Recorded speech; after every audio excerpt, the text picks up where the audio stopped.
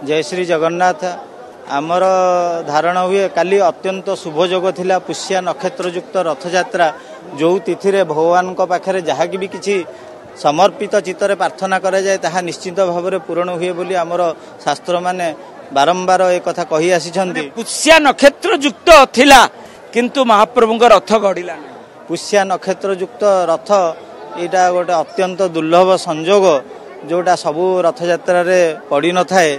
जहाँ भी हो लक्ष लक्ष भक्त आसिक महाप्रभु को दर्शन करिसेंती किंतु कौन सी प्रकार टेक्निकल असुविधा रहिला जहाँ कि रथ गड़बार असुविधा है। जमती धर आमर नुआकिरी बड़दाण्डे पिचु पड़ा मझी ढालू हो गला जोटा कि टेक्निकल प्रोब्लेम कह जाई पारे।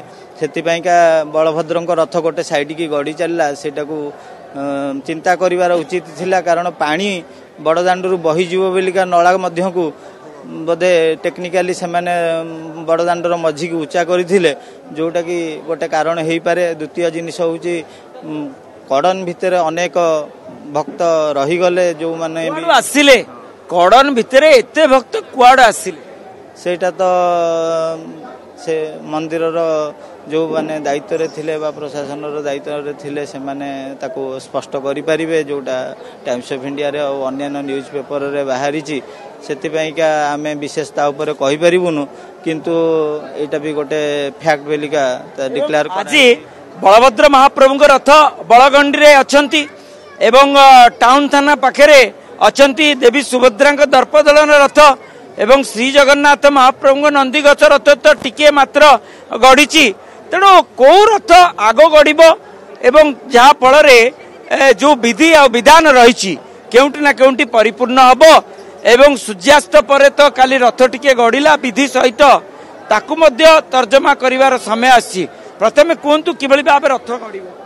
प्रथमे आमर बलभद्र बड़ ठाकुरंकर बड़ भाई सी तांकर रथ निश्चिंत भाव में गढ़ एवं तांको परे परे मझी रथ बा माँ सुभद्रांकर रथ गढ़ तापर प्रभु जगन्नाथंकर नंदीघोष रथ गढ़। यह पूर्व विधान अनुसार अनुसृत होती। सूर्यास्त पर रथ गढ़ा बंद करा जाए कारण आमर स्कंद पुराण रे कहा जाय इंद्रदुम्न महाराज जेतेबेले श्री जगन्नाथ महाप्रभु नीलमाधव स्वरूप रे दर्शन निमंते आसीथिले सेतेबेले तांकर सूर्यास्त हो जिबारु तांकर रथ को रोकी देइथिले। जदिओ सी सार्वभौम चक्रवर्ती सम्राट थिले एवं तांको पाखरे सामर्थ्य थिला सी शह शह दीप प्रज्वलन करिकिरी मशाल प्रज्वलन करिकिरी तांको रथ को श्रीक्षेत्र अभिमुख रे नै पारि थान्ते किंतु ताहा से करि नथिले कारण ये शास्त्रीय विधान रात्र रे रथ गढ़िबा द्वारा अनेक सूक्ष्म जीव बा बड़ जीव मान शरीर क्षति हो पारे। तेणु यहाँ आमर परंपरा रही अच्छी तमें जेते भी दीप प्रज्वलन कर ये कर किंतु रथ जदि मंदिर पाखक आसी जाए ताहले रथ दीप प्रज्वलन करिकिरी बा मसला प्रज्वलन करिकिरी गढ़ी पारिबो।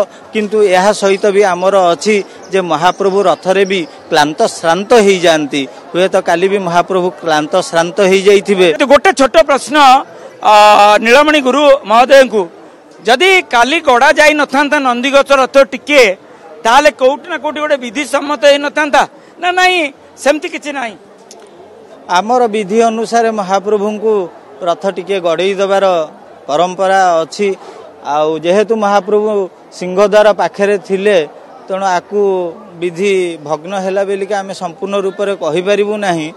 जदिओ अतीत रे बहुत खराब स्थिति आठु भी हेइची प्रमाण भी रही किंतु सामान्य भाव में सिंहद्वार पाखरे थिले एवं प्रदीप प्रज्वलन करिकिरी मशाल प्रज्वलन करिकिरी भी रही जेमती राति रे भी आमर रथ आसिकिरी लागिथिले आज्ञामाल विजय हैला पर तेणु सामान्य किछिटा गढ़िबार सामान्य